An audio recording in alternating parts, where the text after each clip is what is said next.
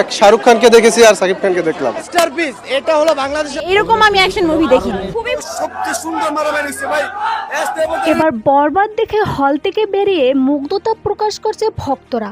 অনেকেই বলতেছে এই বরবাদ নতুন ইতিহাস সৃষ্টি করবে। আজ প্রকাশ পেয়েছে সারা দেশে বরবাদ সিনেমা। মুক্তির প্রথম দিন থেকেই হলগুলোতে দেখা গেছে উপচে পড়া ভিড়। বিভিন্ন জায়গায় দেখা গেছে টিকিটের হাহাকার।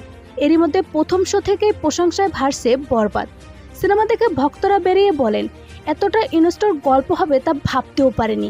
আর শাকিব খানের কথা কি বলবো, সে যে অভিনয় করে তা সত্যি অসাধারণ। প্রত্যেকটা দৃশ্যে মনে হয় আকর্ষণীয়, চোখ বন্ধ করতে পারিনি।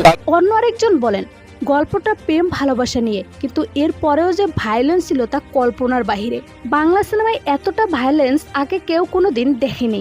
উল্লেখ্য, শুধু শাকিব খানই নয়, ইদি কাপাল ও পরিচালক মেহেদী হাসানকে নিয়ে হচ্ছে প্রশংসার জোয়ার। সো বেশ, বরবাদ দেখছেন নাকি দেখবেন জানিয়ে দিন কমেন্ট করে।